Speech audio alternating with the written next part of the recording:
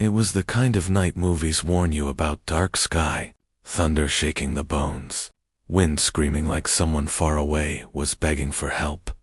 Inside a tiny, worn-out house on Maple Street, Clara Hayes, a struggling single mother, sat at her kitchen table, staring at overdue bills like they were monsters waiting to pounce. Her 7-year-old son Evan lay asleep on the couch, his favorite blue blanket dragging across the floor. Clara rubbed her eyes. "Just one break," she whispered. "Just one damn break." And fate whispered back, "Sure, but it won't look like you expect." At 12:47, boom, boom boom. Someone was pounding on her front door, not knocking, not asking, begging, desperate, dying. Clara froze. Who the hell? She grabbed the only weapon she owned, a kitchen knife older than she was. Evan woke up, rubbing his eyes. "Mom, what's happening?" "Stay behind me," she whispered, voice trembling. She cracked open the door, and a man collapsed straight into her. Hallway, huge, muscular, covered in blood, breathing like every inhale was a battle. He stared up at her with pain and fury mixed together, then whispered, "Help me," and passed out cold. Chapter 2. The Man Who Shouldn't Have Been Saved. Clara dragged him inside, using pure adrenaline. "What the hell happened to you?" she muttered, grabbing towels and the tiny first aid kit she barely used. The man had a deep stab wound, a bullet graze across his ribs, bruising like he'd fought 5 people, a tattoo of a crowned wolf on his shoulder. He looked like trouble, serious trouble. But Clara couldn't just leave him. She stitched him herself, hands shaking, heart pounding, praying she wasn't killing him by accident. Hours crawled by. Just when she thought he was gone, his eyes opened, sharp, cold, dangerous. "You saved me," he croaked. "Yeah," Clara snapped. "You collapsed into my house half. What was I supposed to do? Shove you back outside?" He smirked. "Even bleeding out, attitude for days. Do you know who I am?" "No, and I don't care unless you're here to kill me." He laughed, dark, broken. "My name is Adrian Moretti." Claire's heart stopped. Every person in the city knew that name. Adrian freaking Moretti, the most feared Mafia boss on the East Coast. She stumbled backwards. "You're joking." He shook his head. "You saved the wrong man. Tonight." Clara whispered. "Oh God, I'm screwed." Adrian exhaled painfully. "No, you're under my protection now." Chapter 3. A Promise from a Moanest. Adrian sat up slowly. "You kept me alive. No one's done that for me since my mother." Clara blinked. "What?" "She died protecting me when I was Evan's age." For a moment, just a moment, he didn't look like a Mafia boss. He looked human, hurt, broken. He glanced at Evan sleeping on the couch. "You're a good mother," he murmured. Clara scoffed. "You don't know me. You saved a stranger at midnight," he said softly. "That tells me everything." Chapter 4. The street that bowed. Clara woke to the sound of engines. Dozens of them when she opened the door. She dropped her coffee mug. Black SUVs lined the entire street, sidewalk to sidewalk, engines rumbling like a parade of danger. Men in suits, men with earpieces, men armed and ready. And then 200 men fell to their knees, facing her house. Clara clutched the doorway to stay upright. What the hell is this? Adrian stepped out of the front SUV in a fresh suit. "Clara Hayes," he said softly, "you saved your Don, and these men bow to you as they do to me." Her jaw dropped. "My neighbors are recording this. You're gonna get me shot or evicted." Adrian tilted his head. "No one harms family." "Family," Clara yelled. "I'm a waitress, not Mafia." Adrian smiled calmly. "You weren't yesterday." Chapter 5. The first edgy that night. Screeching tires shattered the silence. Then gunfire. Clara grabbed Evan and hit the floor. Screaming, Adrian's men fired back. Shouts filled the street.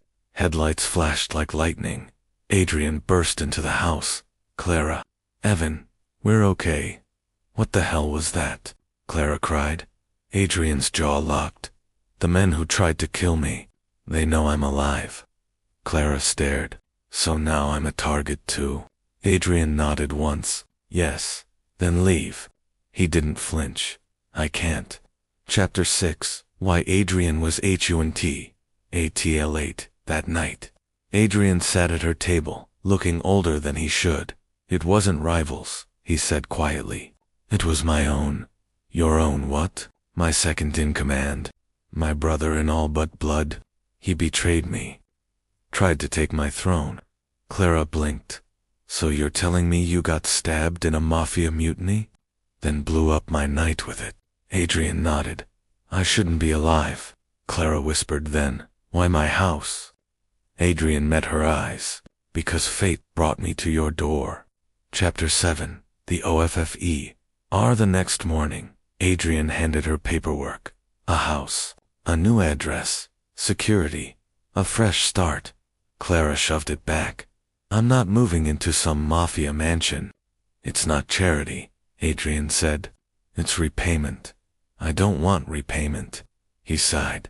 You saved my life. Let me save yours. Clara shook her head. You're impossible. He smiled faintly. So, I've heard. Chapter 8. Evan's DSAP. PARNC2. Quiet days. Passed. Then Evan didn't come home from school. Clara's stomach dropped. She called everyone. Checked every street. Nothing. Then her phone rang. A man laughed. Should have let him die, Clara. Her knees buckled. Where's my son? If Adrian wants him alive, the voice said. He comes alone. The line disconnected. Clara screamed and ran straight to Adrian. Chapter 9. Adon's VOW. When she told him. Adrian froze like his heart stopped. Then he whispered, I swear, I will bring him back. Clara grabbed his collar. Desperate. You promise me. Alive. Adrian's voice cracked. I promise, with everything I am. Then he turned his empire loose. Chapter 10. The War BGNS. Hundreds of Adrian's men swarmed the city, warehouses raided, roads blocked, every shadow searched. Clara waited, at home shaking, praying. Breaking hours dragged on, until 3:13 a.m. The door burst open. Adrian staggered inside, covered in blood, carrying Evan. Mom. Evan cried. I'm okay. Adrian saved me. Clara sobbed, hugging him so tight he squeaked. She looked up at Adrian, barely, standing, bruised, bleeding alive. He whispered, I told you. I keep my promises. Chapter 11. Why Adrian surfed her. Evan fell asleep. Clara faced him. Why? Why us? Adrian inhaled shakily. When I was Evan's age. My mom died protecting me. He swallowed hard. No one ever fought for me again. Not until you. Clara's breath caught. You opened your door, he said quietly. No questions. No fear. Just kindness. That doesn't happen to men like me. Chapter 1-2. A quiet GODBY. Weeks passed. The danger faded again. One evening, Adrian stood at her door, alone. I came to say goodbye. Clara's chest tightened. What? Why? There's still danger near me, he said softly, and I won't drag you or Evan into that life. So you're just leaving. Adrian gave a sad smile. Fate doesn't end. It waits. He turned to go. But Evan ran outside. Adrian, you forgot something. Adrian knelt. What's that? Evan hugged him tight. Us. Adrian froze, eyes watering. Clara whispered behind him. Maybe fate didn't bring you to die on my porch. Maybe it brought you to live. Adrian stood slowly, looked at them, and for the first time since she met him, he looked hopeful. Because sometimes fate doesn't knock. Sometimes it collapses on your doorstep, bleeding, and what you do next, that's what writes the rest of the story.